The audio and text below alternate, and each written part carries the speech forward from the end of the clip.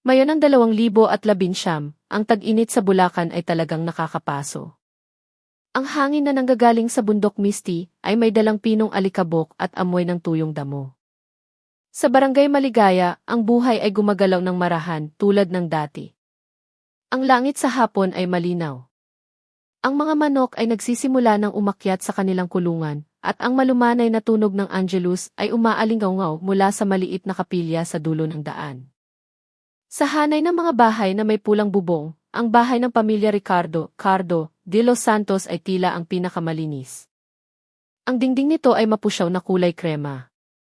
Ang bakuran ay puno ng gumamela na itinanim ng kanyang asawa, si Maria Maris de Valderrama. Para sa mga taga-Maligaya, sina Cardo at Maris ay ang perpektong halimbawa ng magalang, masipag, at maayos na mag-asawa, na hindi tumatanggi ng tulong sa sinumang kapitbahay na nangangailangan. Ang kanilang anak, si Junior John de los Santos, isang 9 na taong gulang na bata na laging may dalang bola ng sipa saan man magpunta, ay ang munting pride ng barangay. Nang hapong iyon, kakababa lang ni Cardo mula sa bus na naghatid sa kanya pauwi mula sa Cebu. Kagagaling lang niya sa kasal ng kanyang matagal ng kaibigan. Ang 3 araw na mahabang biyahe ay nagdulot ng pagod sa kanyang katawan. Ngunit ang puso ni Cardo ay puno ng pananabik. Sa loob ng kanyang backpack, may nakatagong maliit na pasalubong, isang pares ng tsinelas na may borda para kay Maris at isang maliit na laruang jeepney para kay John. Napangiti siya ng mag-isa, ini-imagine ang mukha ng kanyang asawa na sasalubong sa pinto ng may malumanay na ngiti, habang si John ay tatakbo at yayakap sa binti ng kanyang ama. Ngunit pagpasok ni Cardo sa makipot na eskinita patungo sa kanilang bahay, ay hindi tama sa kanyang pakiramdam. Biglang bumigat ang hangin at ang mga bahay sa kaliwat kanan ay tahimik na tahimik. Binuksan niya ang bakal na gate na bahagyang umingit at mahina siyang tumawag, "Maris, John, uwi na si Papa." Walang sumagot. Tanging ang huni ng mga kuliglig at ang pag-ikot ng bentilador sa terasa ang naroon. Ang pinto ng bahay ay hindi nakakandado, nakasara lang ng mahigpit. Napalunok si Cardo. Bumigat ang kanyang mga hakbang nang itulak niya ang pinto. Pagkapasok niya, nanlamig ang kanyang pakiramdam. Hindi lamig mula sa hangin, kundi mula sa matinding pag-aalala na sumiksik. Ang sala ay tila magulo. Ang banig ay nakarolyo, at sa sahig, malapit sa stand fan, nakita ni Cardo ang isang bagay na nagpatigas sa kanyang buong katawan. Sina Maris at June ay nakahandusay, walang kibo. Ang kanilang mga katawan ay nakasandal sa ceramic na sahig, malapit sa bentilador na nakatumba at nakatagilid. Ang buhok ni Maris ay nakakalat, nakatakip sa kanyang maputlang mukha. Samantalang ang maliit na kamay ni June ay nakahawak pa rin sa isang piraso ng candy na hindi pa nabubuksan. Napatulala si Cardo sa loob ng ilang segundo, hindi makapaniwala sa kanyang nakikita. Pagkatapos, mula sa kanyang lalamunan ay lumabas ang boses na hindi natunog ng tao, kundi hinaing ng sugatang hayop. "Maris! John!" Tumakbo siya palapit nang hihina ang mga tuhod. Ang pagdampi niya sa katawan ng kanyang asawa ay agad nagbigay ng mapait na kasagutan. Malamig, matigas ang kanyang balat. Sumikip ang dibdib ni Cardo. Umikot ang mundo sa kanyang paligid. Sa kanyang pagkabahala, napatingin siya sa bentilador na nakasaksak pa rin sa kuryente. Ang kabling nito ay nakalabas sa sahig. Walang pag-aalinlangan, tumalon si Cardo sa dingding malapit sa pinto, at pinatay ang main switch. Biglang tumigil ang tunog ng makina ng bentilador, nag-iwan ng nakakabinging katahimikan. Ilang segundo pa, sumambulat ang kanyang iyak. Niyakap ni Cardo ang katawan ng kanyang asawa at anak, niyugyug sila na parang maaari pa niyang ibalik ang kanilang buhay. "Gumising kayo, Maris." "June, anak. Umuwi na si Papa, gumising kayo." Ngunit katahimikan lang ang sumagot. Ang mga sigaw ni Cardo ay nakaakit sa atensyon ng mga kapitbahay. Si Aling Sita, ang matandang babae na ang bahay ay nasa tapat lang, ang unang dumating. Nang makita ang tanawin sa loob ng bahay, sumigaw siya ng histerikal at tumakbo upang tawagin ang ibang tao. Sa loob ng ilang minuto, ang bakura ni Cardo ay napuno ng tao. Ang iba ay sinubukang pakalmahin si Cardo na ngayon ay umiiyak ng walang direksyon. Ang iba ay tumawag sa police station ng malolos. Nang dumating ang mga pulis, halos palubog na ang araw sa likod ng mga punong mangga. Ang bahay ay naging karagatan ng kalungkutan. Ang dalawang bangkay ay nakahiga sa sahig, nakabalot sa kumot. Si Cardo ay nakaupo sa sulok, nakayakap sa kanyang mga tuhod. Ang kanyang mga mata ay walang emosyon na nakatingin sa dingding. Sa labas, ang mga tao ay mahina ang bulungan, sinusubukang hulaan kung ano talaga ang nangyari. Siguro na kuryente, sabi ng isang lalaki.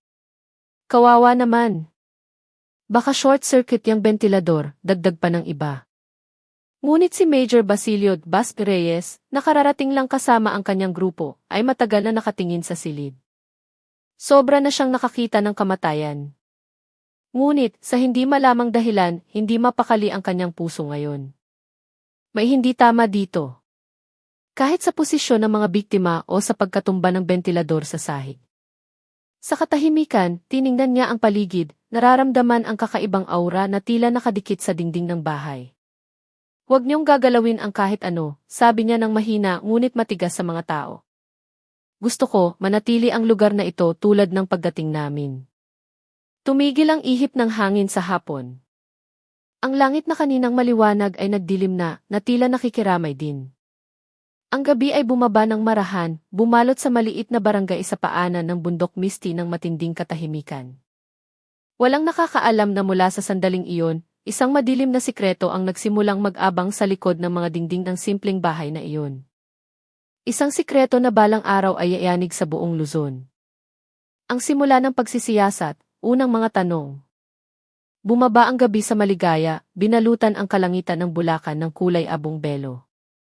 Sa harap ng bahay ni Cardo, ang ilaw sa kalye ay malabong umilaw. Ang mga tao ay nagkukumpulan, nakahawak sa kanilang iyak. Sa loob ng bahay, nagsimulang magtrabaho ang police station ng Malolos. Nakaset-up ang police line. Ang silid ay inialis sa mga tao. Ang natira lang ay ang mga hakbang ng mga pulis at ang tunog ng kamera na pumupunit sa katahimikan. Si Major Bas Reyes ay nakatayo sa may pinto, nakatingin sa ceramic na sahig na nagre-reflect ng liwanag ng lampara. Simula ng crime scene investigation, siyas, sabi niya. Walang gagalaw ng kahit ano, ngunit maging kalmado. Dalawang pulis na nakauniporme ang nagbukas ng kanilang headlamp, sinagasaan ng liwanag ang bawat sulok. Ang stand fan na nakatumba ay kinunan ng litrato mula sa iba't ibang anggulo. Ang kable nito ay nakalabas, parang ahas. Ang dulo nito ay malapit sa kamay ni Maris na nakabalot na sa kumot. Si June ay nakahiga sa kabilang gilid, suot pa rin ang paborito niyang jersey. Sa labas, si Aling Sita ay nakaupo at nanginginig sa isang plastik na upuan habang nakahawak sa kanyang rosaryo. Kawawa si Maris, pati ang bata, bulong ng isang tao. Ang mga lalaki ay nakatayo, nakayuko. Ang iba ay bumubulong, baka na kuryente. Ang kuryente kasi sa barangay, paiba-iba ng boltahe kapag hapon. Ang mga mahihinang tinig ay parang malamig na hangin na dumadaloy sa loob ng bahay. Si Cardo ay nakaupo sa sulok ng sala. Ang kanyang likod ay nakasandal sa dingding. Maputla ang kanyang mukha, ang kanyang mga mata ay pula at maga. Isang pulis ang nagbigay sa kanya ng baso ng tubig. Mahina siyang tumango. Nanginginig ang kanyang dalawang kamay habang hawak ang baso. Tiningnan niya ang mga pulis na naglalakad sa paligid. Sa kanyang isip, mabilis na umikot ang mga alalaala ng huling 3 araw, ang mahabang biyahe, ang tawanan kasama ang kaibigan, ang matinding pananabik, at pagkatapos, ang pagkasira. Si Istatlo Ramon Mont Jimenez, ang teknisyan ng investigasyon, ay lumuhod malapit sa ventilador. Sinuri niya ang posisyon ng mga blades, ang bolts, at ang direksyon ng pagkatumba. Major, ang ventilador ay nakatumba patungong silangan. Ang bakas ng pagkalagkad sa sahig ay kaunti, malamang bigla ang natumba, mahina niyang iniulat. Tumunog muli ang kamera. Ang mga maliliit na label ay idinikit sa ilang punto. Ang main circuit breaker, DFE, at ang switch ay kinunan ng litrato at naitala ang oras ng pagputol ni Cardo. Sir Cardo, malumanay na sabi ni Patrolman Andy Corpus habang nakaupo sa tapat niya. Alam naming labis ang inyong kalungkutan, ngunit kailangan namin ng ilang detalye para sa aming talaan. Anong oras po kayo umuwi? Bago maggabi. Dumiretso ako sa loob. Sila ay pumiyok ang boses ni Cardo. May nahawakan po ba kayo maliban sa switch? Pinatay ko lang ang kuryente at niyakap ko sila. Hindi ko alam ang gagawin ko. Tumango si Andy, maayos na itinala. Nagkaproblema po ba sa kuryente ang bahay niyo nitong mga nakaraang araw? Yumiling si Cardo. Hindi. Matanda na ang bentilador na iyon pero laging maingat si Maris. Naglakad ng marahan si Major Bas Reyes sa paligid ng silid. Itinuro ng kanyang karanasan ang dalawang bagay, magtiyaga at maghinala ng may katalinuhan. Tumigil siya malapit sa gear rack, tinitigan ang larawan ng pamilya. Si Maris ay nakangiti. Si June ay nakataas ang trophy. Hawak ni Cardo ang balikat ng dalawa. May kirot sa kanyang dibdib. Huminga siya ng malalim at bumalik sa gitna ng silid. Ang unang hinala ay talagang electric shock, sabi ni Bas sa kanyang grupo. Ngunit lahat ng pamamaraan ay dapat kumpleto. Mon, siguraduhin na lahat ng bakas ay naitala. Suriin ang kable, plug, at outlet. Bago alisin, siguraduhin na walang kuryente sa tulong ng Meralco technician. Sa iba, kumuha ng microfiber sample sa paligid ng kamay ng biktima. Ipadala sa laboratorio ngayong gabi. Masusunod, komandante. Marahang tumiktak ang orasan sa dingding. Bawat segundo ay tila mabigat. Itinala ng mga pulis ang malabong mansa sa sahig, ang maliit na bakas ng kalagkad malapit sa bentilador, at ang posisyon ng buong candy sa kamay ni June. Tiniyak ng flashlight ang bawat sulok, inilalantad ang kumikinang na alikabok. Sa hangin, ang manipis na amoy ng metal ay humalo sa bango ng eucalyptus oil mula sa bulsa ng isang ginang na nagpapatahan sa kapitbahay. Sa terasa, dahan-dahang kumalat ang balita. Baka aksidente, baka tadhana. Ang iba ay hinigpitan ang kanilang shawl. Ang iba ay walang emosyon na nakatingin sa kalsada. Ang gabi sa barangay ay madalas nagdadala ng kwento, ngunit ngayong gabi ay nagdala ng sugat. Mula sa maliit na kapilya, ang malumanay na tinig ng dasal ay naririnig. Ipinagdarasal ang dalawang kaluluwa na mabilis na pumanaw.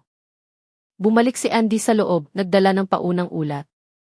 Ang saksi ay nakarinig ng sigaw ni Sir Cardo. Walang ingay bago iyon. Ang pinto ay hindi nakakandado. Pansamantalang hinala, electric shock. Idinagdag ni Bas, itala rin, suriin ang electrical panel ng kapitbahay. Nagkaroon ba ng surge o spark noong nangyari ang insidente? Handa. Habang naghihintay, umupo si Bas sa silya ng bisita. Sa katahimikan, umikot ang kanyang isip. Sa harap niya, isang pamilya ang nasira sa loob lamang ng maikling oras. Kung ito ay aksidente, ito ay isang mapait na tadhana. Ngunit kung ito ay gawin ng kamay ng tao, nangangahulugan na may kadiliman na naglakas loob na pumasok sa ganitong kasing init na tahanan. Tumayo si Mon at nagulat. Tapos na ang paunang dokumentasyon. Iingatan namin ang plug at kable. Gumamit ng gloves, huwag hayaan na magkaroon ng kontaminasyon, sagot ni Bas. Sinuri ng ibang grupo ang kusina, bakuran at mga silid-tulugan. Walang sign ng pilit na pagpasok. Ang mga bintana ay nakasara ng mahigpit, buo ang salamin. Sa mesa ng hapunan, ang maliit na plato na may pritong saging ay malamig na. Sa hanger sa pinto, ang bag ni Maris ay mailistahan ng grocery, gulay, asukal, sabon, bakas ng pang-araw-araw na buhay na biglang naputol. Nang kukunin na ang mga bangkay ng medical team, muling sumiklab ang emosyon. Mahinang iyak ang naririnig. Tumayo si Cardo nang may natitirang lakas. Hinalikan niya ang noo ng kanyang asawa, hinaplos ang buhok ni June. Patawarin mo si Papa, huli akong umuwi, bulong niya, halos hindi marinig. Tinapik ni Major Bas ang balikat niya. Sir Cardo, hinihiling namin na sumama kayo sa opisina sandali, para lang sa salaysay at para maiwasan kayo sa mga tao. Mahina siyang tumango, sumuko. Sa bakuran, nagbigay ng instruksyon si Bas. Bukas ng umaga, autopsy sa Provincial Health Office. Suriin din ang electrical panel, ground, at voltage ng bahay. Masusunod, komandante. Tiningnan niya ang kalsada ng barangay na humahaba sa kadiliman at pagkatapos ay bumulong sa sarili, kung ito ay short circuit lang, dapat may mas malinaw na sign. Ang pangungusap ay matagal na nakabitin. Mayroong pumupukao sa kanyang instinto. Hindi tunog, hindi sign, kundi ang intuition ng isang investigador na madalas nakatingin sa mukha ng kamatayan. Lumipas ang gabi. Unti-unting nagkalat ang mga tao. Ang police line ay mahina ang pagwagayway sa ihip ng hangin mula sa bundok Misty. Sa itaas, ang mga bituin ay nagtago sa likod ng manipis na ulap. Sa ibaba, isang simpleng bahay ang nag-iimbak ng katahimikan at mga tanong. Si Buzz ay huling nakatayo sa may pinto, nakatingin sa nakatumbang bentilador. Sa dulo ng kable nito, sumasalamin sandali ang liwanag ng flashlight, na tila nagtatago ng sikreto na ayaw pang magsalita. Sa susunod na umaga, sisikat ang araw, at ang katotohanan ay magsisimulang tawagin isa-isa. Ang katotohanan ay lumabas, hindi aksidente, kundi krimen. Ang bukang liwayway sa maligaya ay dumating ng marahan, tumago sa manipis na kortina ng fog na nakabitin sa ibabaw ng palayan. Ang hangin ay mamasa-masa at malamig pa rin. Sa harap ng bahay ni Cardo, ang dilaw na police line ay mahina na lang na nagwagayway. Ang mga tao ay nagsisimula ng magtrabaho muli. Ngunit walang sinuman ang naglakas loob na dumaan ng napakalapit. Para sa kanila, ang bahay na iyon ay nagbago na. Hindi na ito lugar ng tawanan, kundi nakakabiglang alaala. Sa police station ng Malolos, si Major Buzz Reyes ay nakaupo sa harap ng kanyang mesa, nakatingin sa mga ulat ng nakaraang gabi. Ang kanyang mga mata ay pagod, ngunit ang kanyang isip ay gumagana pa rin. Alam niyang may hindi tama. Ang kanyang maraming taon ng karanasan sa paghawak ng mga kaso ng kamatayan ay nagturo, kung ang isang kamatayan ay tila napakalinis, kadalasan ay may kamay ng tao sa likod nito. Kumatok sa pinto. Pumasok si Mon Jimenez na may dalang selyadong evidence bag. Magandang umaga, Komandante. Ito ang resulta ng CS kagabi, sabi niya, habang binubuksan ang makapal na folder na puno ng litrato. Mabuti. Ipakita mo, maikli ang sagot ni Buzz. Sa ibabaw ng mesa, ang mga litrato ay ipinapakita, isa-isa.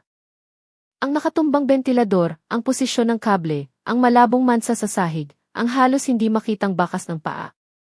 Maingat na tiningnan ni Buzz. Nang dumapo ang kanyang tingin sa larawan ng kable na naputol sa gitna, kumunot ang kanyang noo. Tigil dito. I-zoom mo ang bahaging ito. Itinuro ni Mon ang tablet screen. Tingnan niyo, sir. Hindi ito kable na naputol dahil sa sunog o dali. Ang dulo ng hiwa ay makinis, parang pinutol ng matalas na bagay. May hinala akong maliit na kutsilyo ang ginamit. Matagal na nakatitig si Buzz. Ang anggulo ng hiwa ay pahalang, hindi kusang punit. Nangangahulugan na may taong sadyang pumuputol nito. Tumango si Mon. Nakakita rin ako ng bakas ng daliri sa hawakan ng bentilador. Ngunit ang ilan ay natatakpan ng alikabok. Ang lab team ay nagtatrabaho sa fingerprints. Mabuti, ipadala lahat sa SA Crime Laboratory ngayon, kasama ang mga sample mula sa kamay ng biktima. Dahan-dahang isinara ni Buzz ang folder. Ang tunog ng papel ay tuyong naririnig sa hangin ng umaga. Mon, gusto kong suriin muli ang crime scene mamayang hapon. Minsan, ang umaga ay nagbibigay ng ibang liwanag. Baka may makita tayong nakaligtaan kagabi. Bandang 1:00 ng umaga, sa morgue ng Provincial Health Office, si Evie. Danilo Dan Hernandez ay nagsuot ng sterilized gloves. Tiningnan niya ang dalawang katawan na nakahiga sa metal na mesa, dalawang kaluluwa na naputol sa mundo sa isang kulay abong hapon. Sa sulok ng silid, si Nurse Ana Santos, isang batang biomedic analyst, ay naghahanda ng mga kagamitan para sa microscopic sample. Double case, mahina niyang tanong. Dof. Mag-ina. Ang unang hinala na kuryente sa bentilador. Pero tingnan mo ang posisyon ng sugat sa liig ng babaeng ito, sabi ni Izzy. Dan habang marahan siyang tumuturo. May pasa sa kanan at kaliwang gilid. Ang hugis ay bilog at pahaba, hindi sugat dahil sa kuryente. Ito ay presyo ng daliri ng tao. Lumapit si Ana, nakakunot ang mata sa likod ng kanyang maskara. Kaya sinakal. Tumango si Izzy. Dan. Malamang. Ngunit kumpirmahin natin sa resulta ng histopathology. Kung may pagdurugo sa ilalim ng balat at bali ng hyoid bone, iyan ay tiyak na sign. Pagkatapos ng ilang minuto, lumipat siya sa maliit na katawan ni June. Ang batang ito ay may maliit na sunog sa kanang kamay, tipikal ng electric shock, ngunit walang ibang bakas ng karahasan. Maaaring nahawakan niya ang kable habang sinubukan niyang tulungan ang kanyang ina. Mas matagal tinitigan ni EC Dan ang maliit na katawan kaysa sa karaniwan.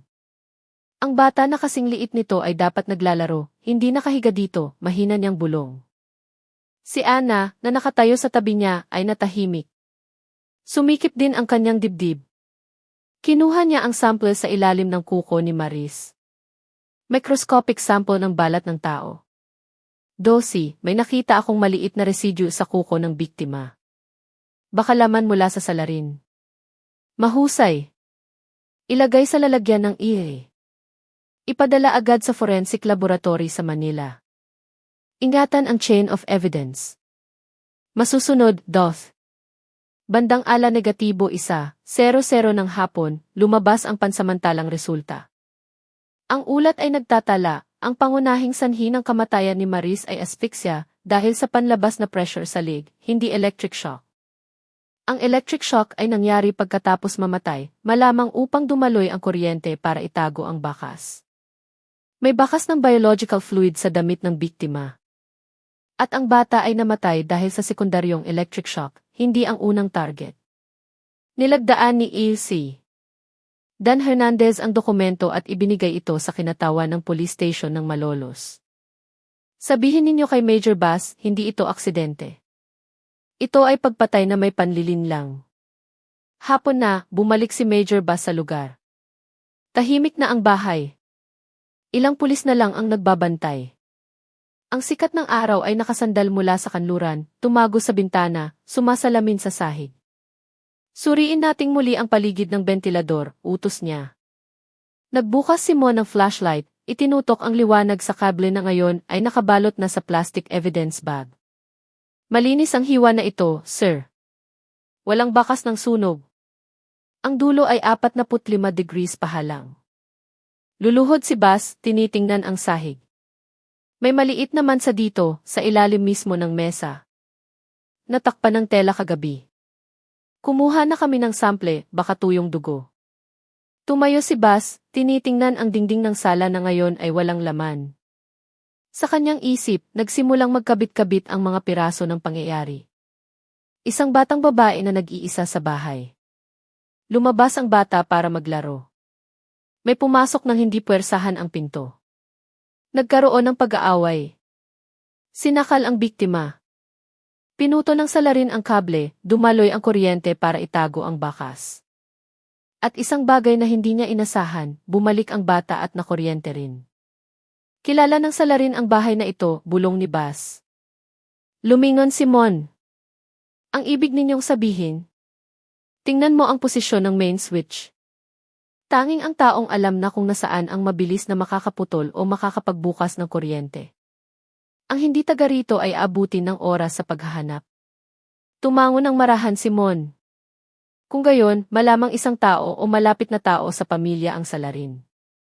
Habang inihahanda ni Bass ang ulat sa opisina, ang balita ng resulta ng autopsy ay nagsimulang kumalat ng tahimik sa barangay. Ang mga tao ay nagulat. Kaya pala hindi na kuryente. Sino ang may ganang pumatay kina Maris at June? Ang mga tinig ay kumalat mula sa tindahan patungo sa kapilya, mula sa bukid patungo sa kalsada ng barangay. Ang pangalan ni Cardo ay sandaling nabanggit muli dahil siya ang nag-iisang nabubuhay sa bahay na iyon. Ngunit agad na nilinaw ng pulisya, si Cardo ay may matibay na alibi, hindi siya sangkot. Sa gitna ng alon ng kalungkutan, may isang tao na nagsimulang maging balisa, si Ramon Monmon Valderrama, ang pamangkin ni Cardo na nakatira 2 eskinita lang mula sa bahay ng biktima. Mula noong hapong iyon, bihira na siyang lumabas. Ilang kaibigan sa internet cafe ang nagsabi na si Monmon ay tila malungkot. Nagtapon pa raw siya ng kanyang lumang bag ng eskwela sa ilog. Walang nag-isip na ang madilim na anino ay nagtatago na ngayon sa likod ng mukha ng binata. Kinagabihan, sa police station, tumawag si Major Bass kay Isi. Dan. Komandante, lumabas na ang follow-up analysis. Mula sa kuko ni Maris, nakita namin ang buong fee ng balat. Iminumungkahi ko na suriin ninyo ang lahat ng lalaking nasa hustong gulang sa paligid ng bahay ng biktima. Salamat, Dosi. Mahalagang balita ito.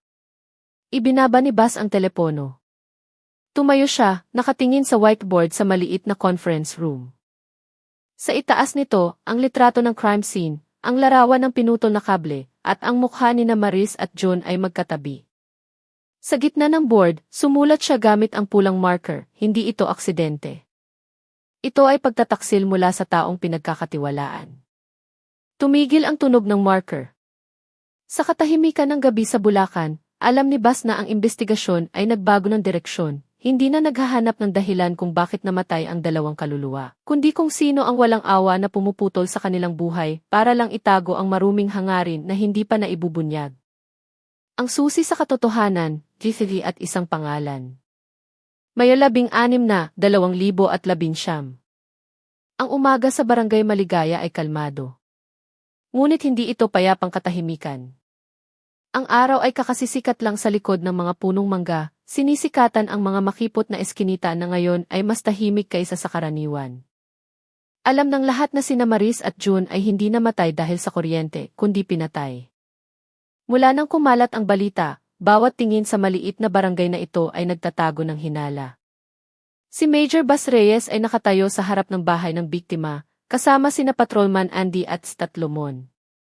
Ngayon, interviewin natin ang lahat ng kapitbahay sa loob ng 20 metro radius, sabi ni Bas. Nagsimula sila sa tindahan sa harap ng eskinita. Ang maliit na tindahan ni Aling Bebang ay nakatayo sa tapat ng kalsada. May maliit na kisis camera na nakabitin sa ilalim ng awning na nakatutok sa eskinita. Nilapitan ito ni Bas, bumati. Magandang umaga, Aling Bebang. Mula kami sa Malolos Police Station. Gusto lang namin magtanong tungkol sa araw ng insidente. Si Aling Bebang, isang babaeng may edad na may kayumangging panyo, ay pinunasan ang kanyang kamay sa apron. Ay, sir. Nakita ko si June na bumili ng candy. Dumating siyang mag-isa, nakangiti. Anong oras po ba, inay? Mga 3:00 sir. Naalala ko dahil nagsisimula pa lang ang afternoon soap opera. Sabi pa ni June, pera po ito ni Kuya Monmon, tumatawa pa siya.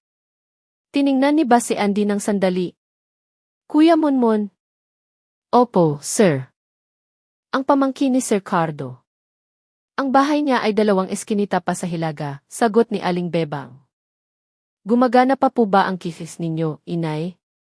Gumagana pa po.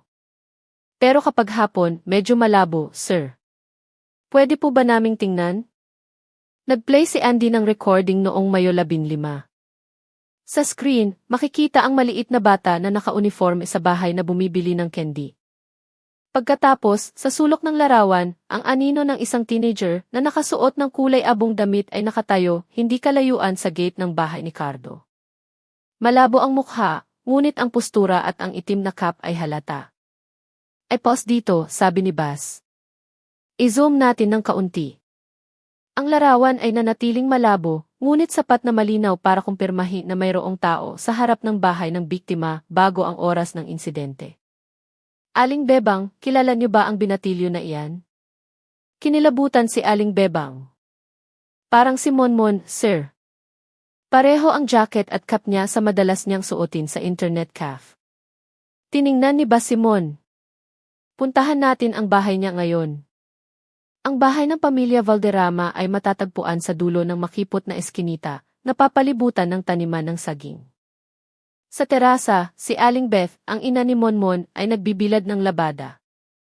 Mukha siyang pagod, ngunit magiliw pa rin nang makita ang pulisya na dumarating. Ano po ang kailangan ninyo, sir? Magalang na sumagot si Bas. Gusto lang namin magtanong tungkol sa anak ninyo, si Monmon. Maaari po ba namin siyang makausap? Tila nag-alinlangan si Aling Beth. Wala si Monmon sa bahay, sir, simula pa kahapon ng umaga. Sabi niya, pupunta siya sa Maynila, matutulog sa bahay ng kaibigan. Pero hindi pa siya umuuwi. Bago siya umalis, nagpaalam ba siya ng maayos, tanong ni Andy. Nagpaalam naman siya, sir. Nag-iwan lang siya ng mensahe sa pamamagitan ng kanyang kapatid. Sabi niya sandali lang siya, pero patay ang cellphone niya. Tiningnan ni Bas Simon at pagkatapos ay malumanay na nagsalita, Inay, pwede po ba naming silipin ang kwarto niya sandali, para lang kumpirmahin na walang mapanganib na bagay. Naguluhan si Aling Beth ngunit tumango. Sige po, sir. Ang kwarto ay maliit. Ang dingding ay puno ng mga poster ng game. Sa mesa, may tumpok ng game top-up cards. Isang sirang charger cable at isang kalawangin na cuttered knife ang nasa sulok. Nagsuot si Bas ng gloves, dahan-dahang itinaas ang cutter. Mon, ilagay mo ito sa bag. Suriin ang fingerprint mamaya. Nakita niya ang isang nakatiklop na papel sa sahig. Isang babala mula sa eskwelahan na nakasulat, drop out dahil sa absence na higit sa 3 buwan. Matagal na tinitigan ni Bas ang sulat. Sa kanyang isip, ini-imagine niya ang naliligaw na binata na natrap sa mundo ng online games. Lumingon siya kay Aling Beth. Kamakailan, tila nagbago si Monmon? Kinagat ni Aling Beth ang kanyang labi at nagsimula ng magluha ang kanyang mga mata. Madalas siyang magpuyat sa internet cafe, sir. Dati, mabait na bata siya, pero simula nang bumagsak sa exam, bihira na siyang umuwi. Minsan nagsusungit tapos tahimik ng ilang araw. Madalas po bang bumisita si Maris dito? Madalas, sir. Mabait si Maris. Minsan nagdadala ng pagkain, minsan pinapayuhan si Monmon na maging masigasig sa pag-aaral. Pero nitong huli, umiwas na si Monmon. Yumuko si Bas sandali, nagpipigil ng hininga. Nakakita na siya ng maraming ina na umiiyak, ngunit hindi lahat ng iyak ay ganito kasinsero. Salamat, inay. Hindi po kami nag-aakusa, nangangalap lang kami ng impormasyon. Tiningnan niya ang silid ng isang beses pa. Sa sulok ng mesa, may tiket ng bus na may petsang Mayo 16 na, 2019, patungong Maynila. Gusot ang tiket, ngunit malinaw pa ring nababasa. Mon, itala mo. Hihingin natin ang listahan ng pasahero sa kumpanya ng bus na ito. Pagkalabas sa bahay, bumulong si Andy, Sir, ibig sabihin ba, tumakas si Monmon pagkatapos ng insidente? Hindi pa tiyak, mahina ang sagot ni Bas. Pero lahat ng pahiwatig ay patungo doon. Kumpirmahin natin sa KTV, terminal at bus data. Palapit na ang tanghali, bumalik si Bas sa police station, dala ang lahat ng ebidensya, ang KTV footage, ang cutter, ang top-up cards, at ang bus ticket. Tumayo siya sa harap ng investigasyon board, idinikit ang litrato ni Monmon sa tabi ng larawan ng pinutol na kable. Nagsimula na ang pulang linya na mag-ugnay sa dalawa. Sa kabilang gilid ng silid, tinanggap ni Andy ang ulat mula sa digital forensic team. Sir, napagana namin ang cellphone ni John. Huling active noong 2:22 minuto. May WhatsApp message mula sa hindi kilalang numero, lumabas ka sandali, may ibibigay si Kuya Monmon na regalo. Biglang nanahimik ang silid. Pumikit si Bas, nararamdaman ang malamig na hangin na gumagapang sa kanyang likod. Kumpleto na ang mga piraso ng puzzle. Simula ngayong araw, sabi niya ng matigas, si Ramon Valderrama ay idinedeklara nating susing saksi at pangunahing suspect. Ihanda ang warrant of arrest. Makipag-ugnayan sa National Headquarters. Hapon na, malakas ang ihip ng hangin mula sa bundok Misty na nagpapatinig sa mga dahon ng saging sa kahabaan ng kalsada. Sa bahay ni Aling Sita, mahina ang dasal na naririnig. Diyos ko, protektahan mo ang mga kabataan ng barangay na ito mula sa tukso. Samantala, sa isang internet cafe sa Malolos, isang teenager ang nakaupo sa harap ng computer screen. Walang emosyon ang kanyang mga mata habang nakatingin sa game character na gumagalaw ng walang direksyon. Ang pangalan niya ay Ramon Valderrama. Sa kanyang kamay, may bakas ng mahabang sugat, isang sugat na hindi niya maitago. At sa labas ng internet cafe, ang mundo ay naghahanda ng isara ang bilog ng pagtakas na inakala niyang hindi kailanman matatagpuan. Ang paghahanap at ang pag-amin. Hapon, Mayo 17, 2019. Ang langit ng Bulacan ay kulay tanso. Ang tuyong hangin ay nagdadala ng amoy ng alikabok mula sa bundok Misty. Sa office ni Major Bas Reyes, ang board na may pulang linya ay nag-ugnay sa pinutol na kable, DCV footage, WhatsApp message, at litrato ng payat na teenager. Ramon Valderrama. Matagal na nakatayo si Bas sa harap ng board, tahimik. Alam niyang nagsimula na ang paghahanap. Sir, dumating na ang ulat mula sa terminal, sabi ni Patrolman Andy na may dalang folder.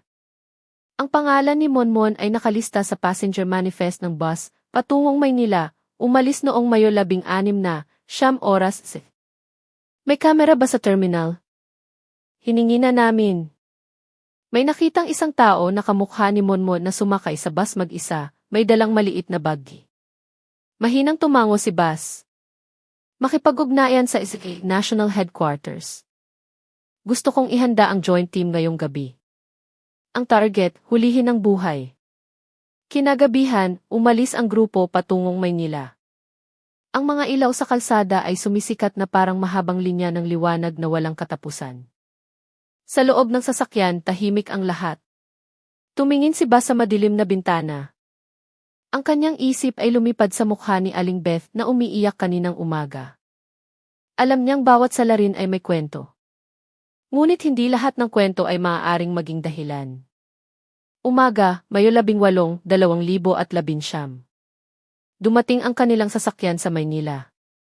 Ang lungsod ay maluwag pa rin. Sinalubong ang grupo ni Police Captain Rico Garcia mula sa SK National Headquarters. Natanggap na namin ang data, sir. Si Monmon, malamang nasa lugar ng Sampaloc. May ulat ang isang 24-hour internet cafe attendant na nakakita ng binata na kamukha ng litrato. Internet cafe, tanong ni Bas. Opo. Madalas siyang pumunta. Sabi, halos araw-araw na siyang wala pang permanenteng tirahan. Bumuntong hininga si Bas. Mabuti, pagmasdan natin ng malayo, huwag magpadalos-dalos. Palapit na ang hapon, inihanda ang maliit na operasyon. 3 pulis na nakasibilyan ang kumalat sa mga internet cafe sa paligid ng Espanya Boulevard. Sumama rin si Bas. Nagturo ang kanyang karanasan na ang taong nasa sulok ay maaaring gumawa ng hindi inaasahang bagay. Ang kapaligiran sa internet cafe ay maalinsangan. Ang lumang bentilador ay umuugong. Ang amoy ng kape at instant noodles ay pumupuno sa hangin. Dose-dosenang mga teenager ang nakaupo sa harap ng computer screen, lubog sa virtual world. Sa sulok ng silid, isang binata ang nakasuot ng kulay abong hoodie at itim na cap. Payat ang mukha, malungkot ang mga mata. Ramon Valderrama. Nagbigay ng tahimik na senya si Bas sa 2 miyembro niya. Naghiwalay sila, nagkunwari na nakaupo sa mga mesa sa likod. Sa loob ng 5 minuto, nanahimik ang silid. Tanging ang tunog ng keyboard ang natitira. Dahan-dahang humakbang si Bas. Ramon Valderrama. Ang kanyang boses ay mababa ngunit matigas. Ang binata ay nagulat, lumingon nang makita ang logo ng pulis sa likod ng jacket ni Bas. Nanginginig ang kanyang mukha. O wala akong ginagawa. Huminahon ka, malumanay na sabi ni Bas. Walang mananakit sa iyo, ngunit kailangan mong sumama sa amin. Dahan-dahang tumayo si Monmon. Biglang gumalaw ang kanyang kamay patungo sa bulsa ng kanyang jacket. Sa isang iglap, tinikman ni Andy ang kanyang balikat, mabilis siyang pinigil. Nahulog mula sa kanyang bulsa ang isang maliit na pocket knife. Huwag kayong mag-ingay, walang gulo, mahinang sabi ni Bas sa mga miyembro. Yumuko si Monmon, nanginginig ang kanyang mga balikat. Walang pagtutol. Dinala siya palabas ng internet cafe, sinamahan ng gulilat na tingin ng mga customer. Sa labas, ang gabi sa Maynila ay puno ng ilaw ngunit malamig ang pakiramdam. Naghihintay ang patrol car sa gilid ng kalsada. Ang pagbabalik sa police station ay ginawa sa katahimikan. Nakaupo si Monmon sa likod na upuan. Malugay na nakaposas ang kanyang 2 kamay. Ang kanyang tingin ay walang emosyon na nakatingin sa labas ng bintana. Tila may hinahanap siya sa mga anino ng gusali. Minsan, gumagalaw ang kanyang labi ng walang tunog, baka dasal, baka pagsisisi. Sa SSE headquarters, pagkatapos ng paunang pagsisiyasat, mahina lang siyang nagsalita. Pagod na ako. Tiningnan siya ni Bas ng ilang segundo at nilagdaan ang dokumento ng turnover. Bukas ng umaga, aalis tayo patungong Bulacan. Doon, ikwento mo ang lahat. Kinabukasan, ang maliit na bus ay naglakbay patungong timog. Maliwanag ang langit, ngunit ang kapaligiran sa loob ng sasakyan ay tahimik. Nakaupo si Monmon sa gitna ng dalawang pulis, nakayuko ang ulo. Tumingin si Bas sa mahabang kalsada patungong Bulacan. Sa kanyang isip, ang lahat ng piraso ng pangyayari ay nagkakabit-kabit na, ang pera, ang WhatsApp message, ang cutter, ang pinutol na kable. Isang bagay lang ang wala pa, ang pag-amin. Bandang 4:00 ng hapon, dumating sila sa bakura ng police station ng Malolos. Ang mga tao ay nagkumpul-kumpulan na sa labas ng gate. Ang iba ay galit ang tingin. Naglagay ng barrier ang pulisya upang maiwasan ang gulo. Mabilis na ibinaba si Monmon mula sa sasakyan, dinala sa silid ng investigasyon. Sa silid na iyon, nakaupo si Bas sa tapat niya. Walang sigawan.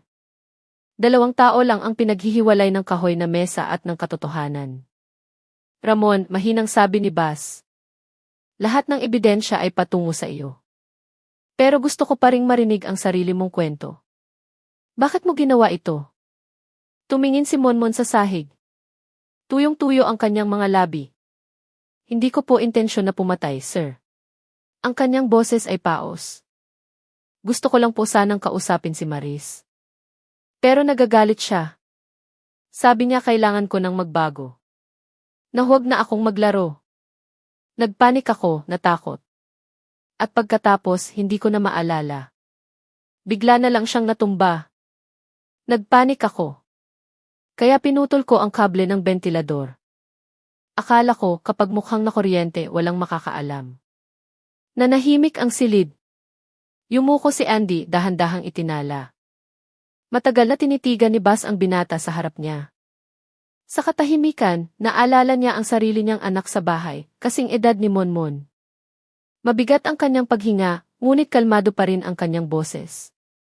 Alam mo ba ang ginawa mo? Dahan-dahang tumango si Monmon. Tumulo ang luha. Gusto ko na sanang sumuko, pero natatakot akong mapahiya sina mama at papa. Dahan-dahang tumayo si Bas, tiningnan siya ng may pagod na mga mata. Ang katotohanan ay mapait, ngunit ang pagtakas ay magpapahaba lang ng sugat. Naglakad siya patungo sa pinto, huminto sandali.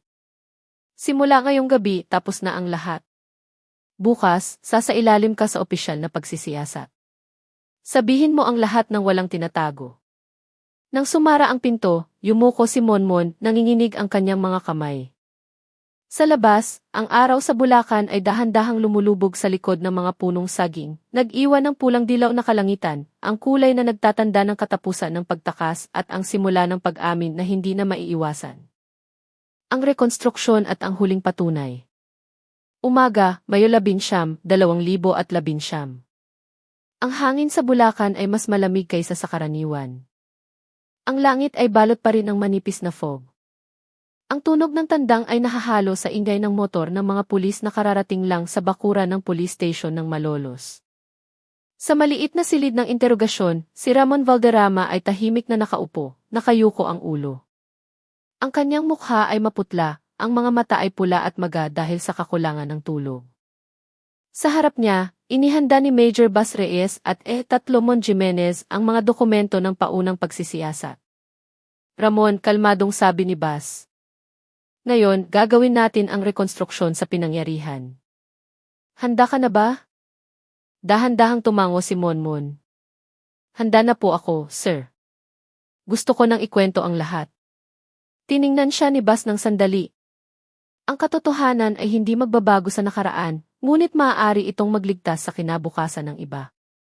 Pagkatapos ng ilang oras, ang karavan ng pulisya ay dahan-dahang naglakbay patungong Barangay Maligaya. Ang mga tao na nakatayo sa gilid ng kalsada ay nakatingin ng may pagtataka. Ang ilan ay yumuko habang bumubulong. Dinala si Monmon palabas ng sasakyan na may malugay na posas ang mga kamay. Ang kanyang mga mata ay nakatitig sa simpleng bahay sa harap niya, ang lugar kung saan 2 inosenteng kaluluwa ang nawalan ng lahat. Mabuti, pumunit ang boses ni Bas sa katahimikan. Simulan ang rekonstruksyon. Lahat ng posisyon ay ayon sa salaysay ng suspect. Dahan-dahang pumasok si Monmon sa loob ng bahay. Mabigat ang kanyang mga hakbang. Tumuro siya sa sala. Dito, nagbibilad si Maris ng labada. Pumasok ako sa gilid na pinto. Nagulat siya. Sabi niya, kailangan mo nang maghanap ng trabaho. Huwag ka nang maglaro. Nahihiya na ako, Monmon. Nagalit din ako.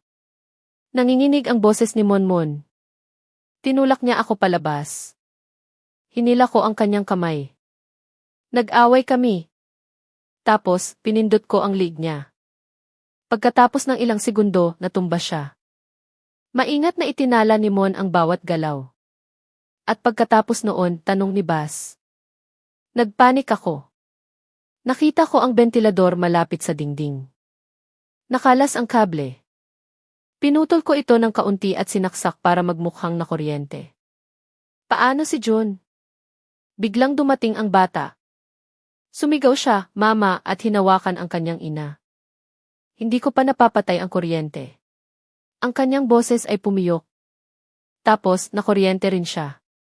Itinakip niya ang kanyang mukha sa dalawang kamay. Nagbigay ng senya si Bas sa forensic team na ituloy ang pagtatala. Lahat ng posisyon sa bahay ay kinunat ng litrato mula sa 4 na anggulo. Pagkatapos ng rekonstruksyon, dinala ng grupo ang mga ebidensya sa forensic laboratory sa Maynila, ang pinutol na kable, ang cutter, ang damit ng biktima, at ang resulta ng swab sa kuko ni Maris. Si Ilchi, Dan Hernandez at ang batang analyst na si Ana Santos ay nagtrabaho ng walang tigil. Ang ACT sample mula sa kuko ng biktima ay ikinumpara na sa kay Ramon, sabi ni Ana habang nakatingin sa computer screen. 100% match, dos. Matagal na tiningnan ni EC. Dan ang resulta at pagkatapos ay mahina siyang nagsalita, walang duda. Siya ang salarin. Kinagabihan, nakaupo si Bas sa kanyang opisina, binabasa ang huling ulat. Ang kulay dalandan na liwanag ng hapon ay tumago sa bintana, sinisikatan ang kanyang pagod na mukha. Dahan-dahan niyang isinara ang folder at huminga ng malalim. Ipadala sa Fiscal's office ngayong gabi, Andy. Kumpleto na ang lahat. Opo, sir. Ang pag-amin, forensic result, rekonstruksyon, lahat ay magkasabay. Tiningnan ni Bas ang mga bata na naglalaro ng bola sa likod ng opisina, ngumiti ng bahagya. Ang trabaho natin ay hindi lang hulihin ang salarin, kundi tingnan din kung paano makakasira ng buhay ang isang pagkakamali. Sa detention room, si Monmon ay nakaupo ng mag-isa. Nakatingin siya sa malamig na dingding at mahina siyang nagsalita, Sir, pwede po ba akong humingi ng papel at panulat? Ang guard ay nag-alinlangan. Para saan? Gusto ko lang pong sumulat para kay mama. Pagkatapos ng ilang minuto, inilagay ang isang piraso ng papel at ballpen sa kanyang mesa. Dahan-dahang sumulat si Monmon, nanginginig ang mga letra. Mama, patawarin mo si Ramon. Sinira ko ang sarili kong buhay at pinalungkot ko kayong lahat. Sana, mapatawad mo pa rin ako. Tumulo ang luha sa papel. Ibinigay niya ito sa guard, hiniling na ipadala kay Aling Beth, ang kanyang ina. Pagkatapos ng ilang oras, dumating si Aling Beth. Natanggap niya ang sulat ng walang salita, nanginginig lang ang mga mata. Anak, sana alam mo, pinatawad ka na namin simula nang ipanganak ka. Dahan-dahang bumaba ang gabi. Tumayo si Bas sa harap ng opisina, nakatingin sa madilim na langit na sinisikatan ng ilaw sa kalye. Alam niyang ang kanyang trabaho ay hindi lang magpatupad ng batas, kundi ipaunawa din na ang isang maling gawain ay maaaring makasira ng maraming kaluluwa. Si Monmon, sa loob ng kulungan, ay dahan-dahang sumusulat, marahil sa unang pagkakataon, nagre-reflect sa pagkakamali na kanyang ginawa. Ang hangin sa gabi ay umihip, nagdadala ng amoy ng basang lupa, tila unti-unting nagbubura sa bakas ng trahedya na kakabunyag lang. Ang hatol at ang pagsasara ng kwento. Umaga, Mayo 20, 2019. Ang hangin sa paligid ng Regional Trial Court sa Malolos ay tensyonado. Kakasisikat pa lang ng araw, ngunit dosenang tao na ang nagkukumpulan. Nakatingin sa gusali ng may pagtataka, pag-aalala at galit. Walang gulo. Lahat ay nagpipigil ng hininga, naghihintay sa mga sandali ng pagbubunyag ng katotohanan. Sa loob ng courtroom, ang mga kahoy na silya ay nakahanay ng maayos. Ang mesa ng hukom ay nakaharap sa lahat ng dumalo. Sa gitna, inihanda ang mesa ng akusado. Si Ramon Valderrama ay nakaupo, nakaposas ang kamay. Ang mukha niya ay maputla at payat. Ang mga mata ay puno ng takot at pagsisisi. Ang kanyang katawan ay bahagyang nanginginig. Binuksan ng punong hukom, isang lalaki na may edad na may matigas ngunit kalmadong tingin ang pagdinig. Ang pagdinig na ito ay nagsimula. Ang akusado, si Ramon Valderrama, ay inakusahan ng pagpatay at sexual na pang-aabuso kay Maris de los Santos at hindi direktang naging sanhi ng kamatayan ni John de los Santos, ang anak ng biktima. Naiintindihan ba ng akusado ang akusasyon? Tumango lang ng mahina si Monmon. Opo, kamahalan. Tahimik ang paligid. Lahat ng mata ay nakatuon sa kanya. Sa harap na upuan, yumuko si Aling Beth, pinipigilan ang luha. Ang ilang kapitbahay na dumalo ay huminga ng malalim. Ang kanilang mukha ay nag-aalala ngunit galit. Tumayo ang prosekutor, malakas ang boses. Ang ginawa ng akusado ay hindi lamang lumalabag sa batas, kundi pati na rin sa moralidad ng tao. 2 buhay ang nawala ng trahedya dahil sa hindi makontrol na pag-ugali na ito. Yumuko si Monmon. Ang bawat salita ay tila bumabagabag sa kanya. Minsan, pinupunasan niya ang kanyang mukha gamit ang kanyang nakaposas na kamay. Binigyan ng pagkakataon ng hukom para sa pagtatanggol. Lumunok si Monmon. Ang kanyang boses ay nanginginig, nag-aalangan. Kamahalan, nagsisisi po ako. Hindi ko po intensyon na patayin si John. Gusto ko lang po sanang takutin si Maris. Pero nagkagulo ang lahat.